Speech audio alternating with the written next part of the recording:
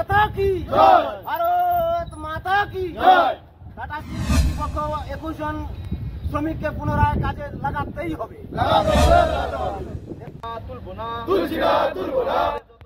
হলদিয়ায় কারখানার গেটের সামনে আবারও শ্রমিক অসন্তোষ। অভিযোগ, হলদিয়ার টাটা স্টিল কারখানার 21 জন শ্রমিককে অন্যায়ভাবে ছাঁটাই করে দেওয়া হয়েছে।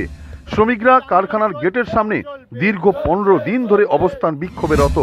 হলদিয়ার টাটা স্টিল কারখানার সামনে শ্রমিক অসন্তোষ। দীর্ঘ 5 বছর ধরে শ্রমিকরা কারখানায় কাজ করছে, হঠাৎ তাদের ছাঁটাই নোটিশ ধরে দেওয়া হলো, যা নিয়ে রীতিমতো শ্রমিক মহলে অসন্তোষ। শ্রমিকরা কারখানার গেটের সামনে বিএমএস এর ঝান্ডা নিয়ে স্লোগান দেয়, অবিলম্বে তাদের কাজে বহাল করতে হবে, তাদের দাবি মানতে হবে। বাড়ির একমাত্র রোজগারের ছেলে কাজ চলে যাওয়ায় বিক্ষোভে সামিল তাদের পরিবারবর্গরা। কারখানার গেটের সামনে যাতে অপ্রীতিকর পরিস্থিতির সৃষ্টি না হয় তার জন্য রয়েছে পুলিশ টহল। বিষয়টি নিয়ে কারখানা কর্তৃপক্ষ যদিও মুখ খুলতে চায়নি। হলদিয়ার টাটা স্টিল কারখানার গেটের সামনে 21 জন শ্রমিককে ছাঁটাই করে দেওয়ার জন্য সেখানে শ্রমিক তারা বিক্ষোভ দেখায়, তাদের পরিবারবর্গকে নিয়ে বিক্ষোভ দেখায়।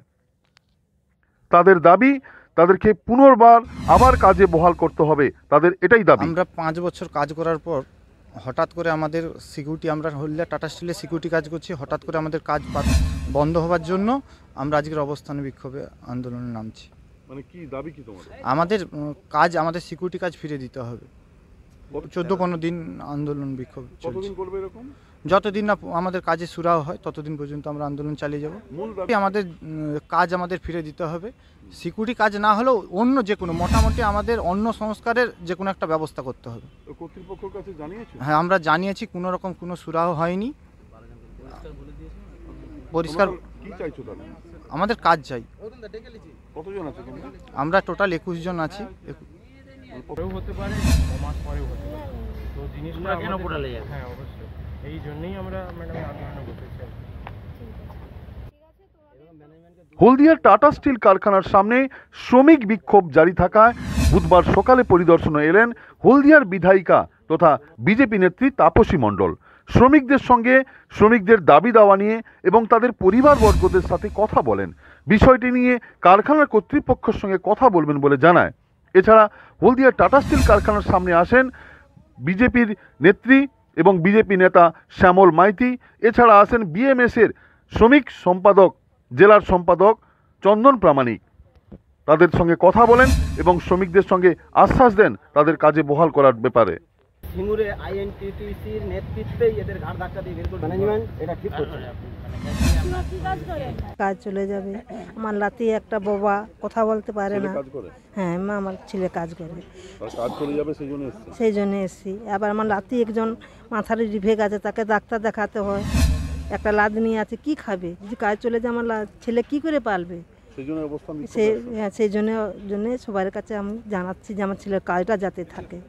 সেই লেবার্স রুলসেই তাদেরকে আমরা বাধ্য করাবো। তারা যদি মৌখিক কথাতে আলোচনায় যদি না রাজি হয় তাহলে আইনের দরজা খোলা আছে। আইনিভাবে এই ওয়ার্কারদের পাশে আমরা আগেও ছিলাম, আজকেও আছি, আগামী দিনেও থাকবো। যতদিন পর্যন্ত এদের অধিকার আমরা প্রতিষ্ঠিত করতে না পারবো ততদিন পর্যন্ত এদের সঙ্গে আইনি লড়াই করে আমরা তার পাশে থাকবো।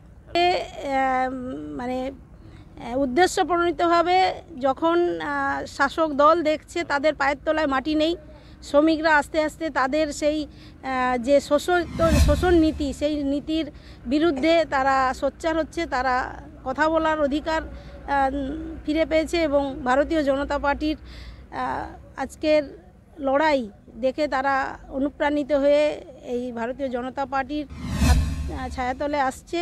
তখনই তাদেরকে ইচ্ছে করেই ম্যানেজমেন্টের সঙ্গে একেবারে যুক্ত হয়ে, ম্যানেজমেন্ট সেই টিএমসি ইউনিয়নের সঙ্গে যুক্ত হয়ে শ্রমিকদের দাবিয়ে রাখা, শ্রমিকদের অধিকারকে ক্ষুণ্ণ করাই তাদের একমাত্র লক্ষ্য। বাধ্য করছে এভাবেই শ্রমিকদের তাদের বসে রাখার জন্য। কর্তৃপক্ষের সঙ্গে কথা বলেছেন?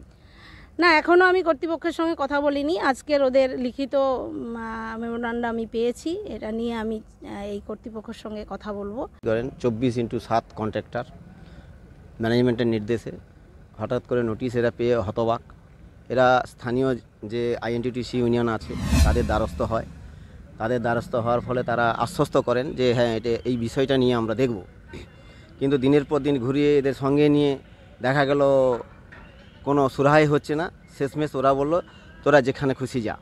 তো এনারা এমএলএর কাছে আমাদের গিয়েছিলেন, এমএলএ মহাশয়া পাঠিয়ে দিলেন আমার কাছে যে আমাদের হলদিয়া এখন নেতৃত্ব দিচ্ছে চন্দন প্রামাণিক, তার কাছে যাও। এরা সঙ্গে সঙ্গে আমার কাছে আসে। আমি জবটাকে এরা শেষ করে দিতে চাইছি।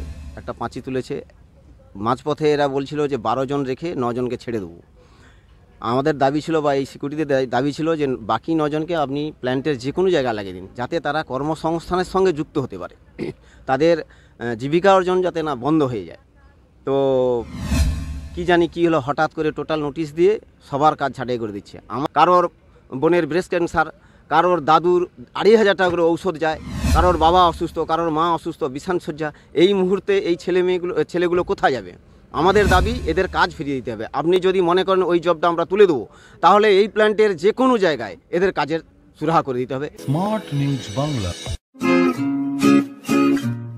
Smart news Bangla.